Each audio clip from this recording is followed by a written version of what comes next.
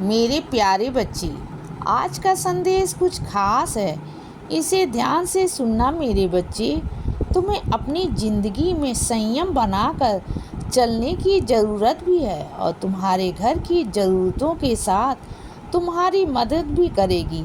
अपने घर के हर खर्चे को लेकर बहुत ही सावधानी बरतो। इससे होगा क्या कि तुम्हारे पूरे महीने का जो अपना बजट है उसमें तुम्हें कोई भी दिक्कत नहीं आएगी और ना ही तुम्हें किसी के आगे हाथ फैलाने पड़ेंगे।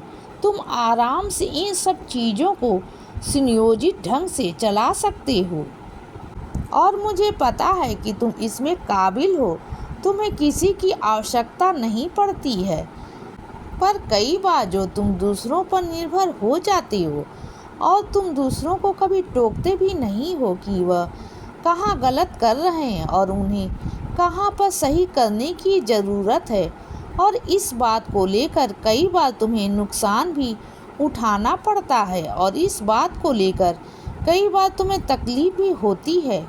जल्दी से नहीं तो किसी पर इतना भरोसा करो कि इंसान तुम्हें नुकसान पहुंचाकर चला जाए और ना ही किसी से इतनी छूट दो कि वह तुम्हें तुम्हारे लिए मजबूती नहीं बल्कि कमजोरी का कारण बन जाए। तुम्हें इन दोनों हालातों में अपने आप को सुनियोजित ढंग से चलाना होगा। मुझे पता है कि तुम्हारे लिए यह बहुत आसान है और बहुत आसानी से तुम यह सब कर जाओगे।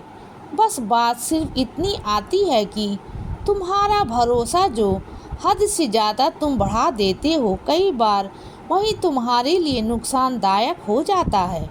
तुम्हें समझा रहा हूँ क्योंकि कई चीज़ें ऐसी हैं जिनमें तुम संभाल कर चलने की ज़रूरत है। भरोसा करो, लेकिन इतना नहीं कि भरोसा दुख का कारण बन जाए। कई बार तुम्हारा यह हद से ज़्यादा दयालु होना, कई बार यह तुम्हारा जो हद से ज़्यादा तुम दूसरों की तकलीफ़ों को समझ जाते हो, उससे कई बार तुम्हें ही तकलीफ़ होती है। और इन सब चीज़ों को जब तुम्हें दुख होता है, फिर तुम्हें लगता है कि तुमने क्यों ही किसी पर भरोसा किया, लेकिन भरोसा करना गलत नहीं है। मैं मेरे बच्चों को यही बताना चाहता हूँ कि भरोसा करना गलत नहीं है, लेकिन हद से ज़्यादा किसी पर भरोसा करना और अपना विवेक भी अपने सामने वाले के हाथों में रख देना यह गलत है। इन सब चीज़ों को तुम्हें सुधारने की ज़रूरत है। मुझे पता है कि किसी पर भरोसा करना, किसी के तकलीफ़ों को समझना और किसी के आंसुओं को पोंछना यह गलत नहीं है, लेकिन इस दुनिया में ऐसे कई लोग हैं जो भरोसे को तार-तार करने में 2 मिनट नहीं लगाते और उनको कोई फ़र्क नहीं पड़ता तुम्हारी तकलीफ़ों से।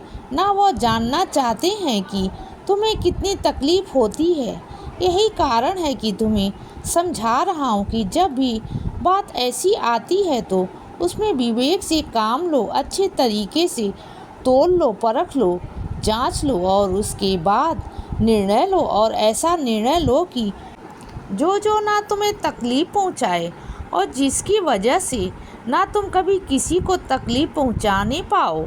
बाकी सब सही है और सब शुभ है और सब मंगलमय है। बाकी मैं बैठा हूँ बच्चे, मैं सब संभाल लूँगा। तुम बस खुश रहा करो। इसीलिए बच्चे सदा खुश रहो और हमेशा मुस्कुराते रहो। मेरा आशीर्वाद हमेशा तुम्हारे साथ है बच्चे। अब सुबह हो गई है मेरे बच्चे। सुप्रभात।